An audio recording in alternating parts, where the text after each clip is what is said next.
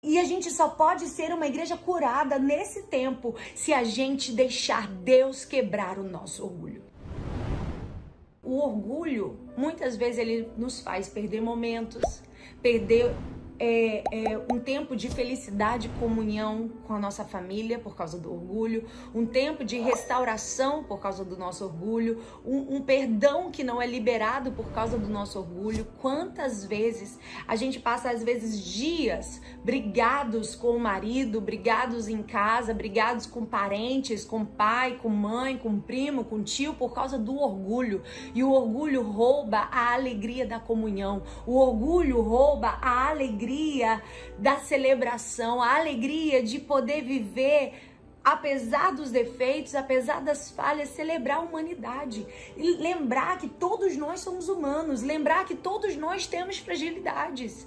E que a fragilidade do outro não pode ser motivo do meu orgulho.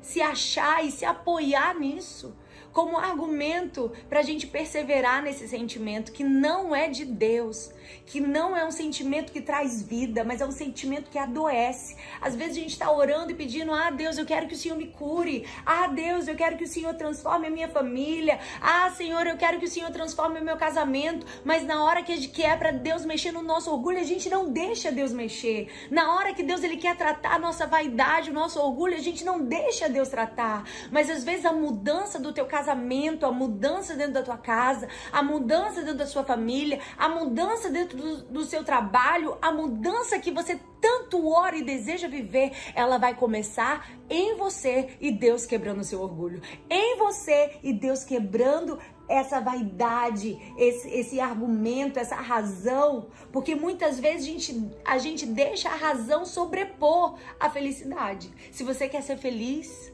que você não tenha razão, que você não busque ter a razão, mas que você aceite o caminho de humildade. Porque a Bíblia diz que aqueles que se humilham serão exaltados. Aqueles que se submetem ao processo serão exaltados. E para não estender muito, porque vocês sabem que se deixar a gente fica 1h30 aqui nessa live, fácil. Para você que muitas vezes se vê orgulhosa, muitas vezes o orgulho tem feito você perder coisas importantes na sua vida. Como tem gente que passa anos sem falar com seus pais, ou meses sem falar com seu marido dentro da própria casa, pelo simples fato do orgulho.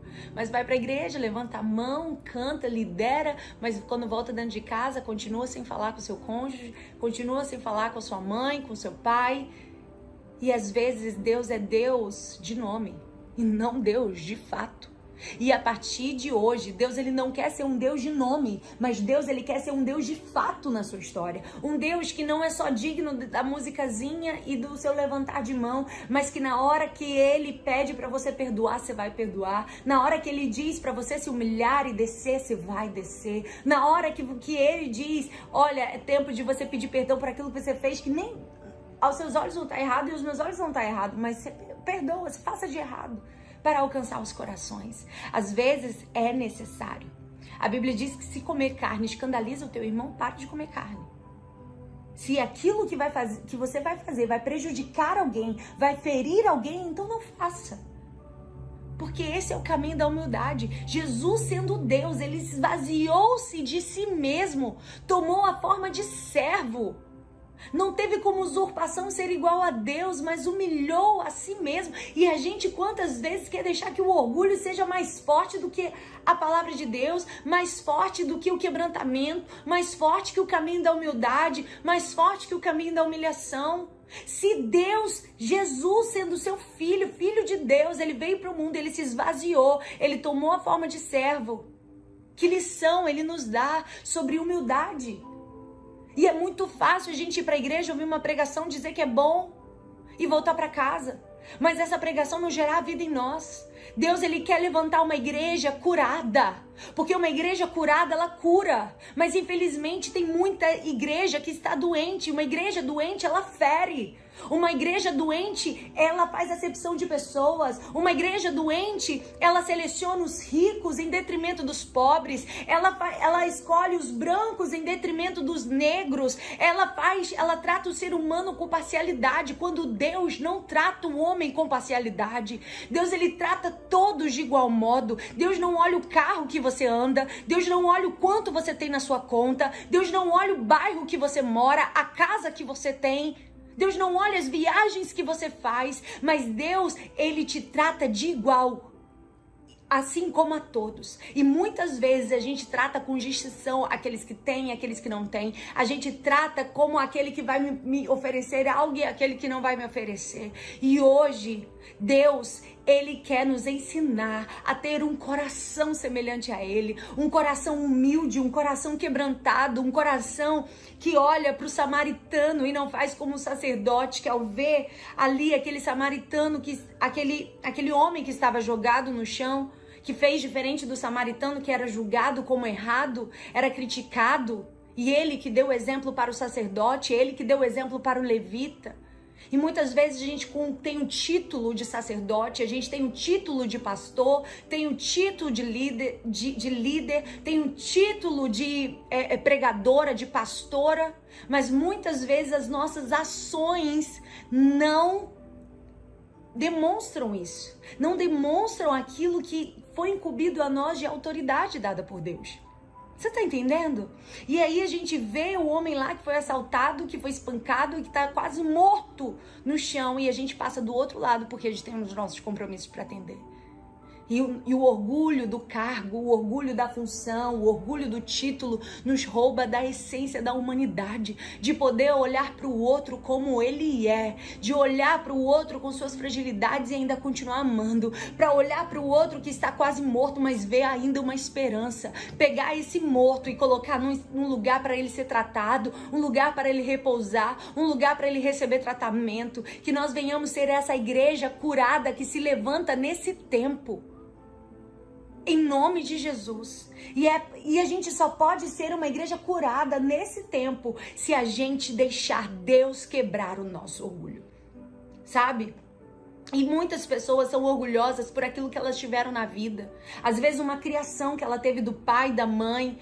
Às vezes o ambiente que ela viveu, ela precisou, ela criou aquele orgulho para poder se autoafirmar, para poder dizer para a sociedade que ela é alguém, para poder ser aceita, para poder ser vista. E muitas vezes, sem perceber, aquele orgulho ele vai sendo colocado no nosso coração. A gente cresce assim porque foi muito humilhado na escola, sofreu muito bullying na escola, e sem você perceber, aquele orgulho ele toma conta de você. E aí a gente não percebe que a gente não consegue ser criticado mais, porque isso nos afronta. A gente não consegue ser contrariado porque isso nos afronta. A gente sempre tem que ter razão e isso nos afronta. E quando na verdade por detrás de tudo isso está o orgulho. Por detrás de tudo isso está alguém que foi ferido e que precisa do orgulho para se apoiar, precisa do orgulho para se autoafirmar. Mas hoje Deus, ele quer curar essa ferida para que você possa gerar vida em outras vidas, para que esse lugar onde você está sendo tratado possa gerar cura e tratamento para outras vidas. E o orgulho, ele é um sentimento terrível. Ele é um sentimento que destrói. Ele é um sentimento que destrói alegrias, destrói famílias, destrói relacionamentos, destrói comunhão. O orgulho tem sido um mal terrível do nosso tempo. Um mal que tem roubado as pessoas de viver a essência, que é entender que nesse mundo você não vai viver aqui sozinha. Você não vai viver aqui para satisfazer suas próprias necessidades. A verdadeira felicidade está em ajudar o próximo. Quando você ajuda o outro, você encontra a sua utilidade. Quando você ajuda alguém a se levantar, você lembra o propósito da sua existência. E sabe por que tantas pessoas estão na depressão? Porque as pessoas estão na depressão porque elas vivem apenas para si mesmas. E a vida para si mesma se torna apática, sem graça. Mas quando ela entende o propósito dela no mundo, quando ela entende que ela veio para o mundo para ser útil na vida de alguém, quando ela entende que ela veio para o mundo para fazer a diferença na vida de alguém, aquela depressão ela começa a sair. Você não tem mais espaço para aquela tristeza, porque você aprendeu que a sua vida ela tem valor e que você está aqui para ajudar alguém na caminhada, para levantar outro que está caído. Vocês estão me acompanhando? Então, o orgulho, existem 2 parâmetros para o orgulho. Existe o orgulho que ele é benéfico, ele é bom, que é aquele orgulho que você tem da sua família, o orgulho que você tem da sua história, o orgulho, aquele amor próprio que nós precisamos ter. Esse orgulho é bom, esse orgulho nós podemos ter. Qual é o orgulho negativo? É quando você tem um excesso de amor próprio. É quando você tem um excesso de vaidade. É quando você tem um excesso de amor tão grande que você se vê superior a outras pessoas. Que você se vê melhor do que os outros. Você já viu aquela frase? Se eu fizesse aquilo que essa menina tá fazendo, eu faria melhor. Se eu fosse a pastora, eu faria melhor. Ah, não, se eu fosse o pastor dessa igreja, eu faria diferente, eu faria 1000 vezes melhor do que ele tá fazendo. Esse é o sentimento da superioridade, que sem perceber a gente fala. Ah, se eu pegasse pra fazer, eu ia fazer diferente, ia arrebentar. E às vezes, sem perceber, essas palavras, elas vão dando vazão no nosso coração. E o orgulho, ele vai entrando em nós. E a gente vai deixando o orgulho ter voz no nosso coração. E uma das marcas presentes na vida de alguém que é orgulhoso dentro da Bíblia é a lepra. A lepra é uma marca presente na vida daqueles que se orgulham. A lepra do orgulho, ela não é um fim em si mesmo. Ela não define alguém.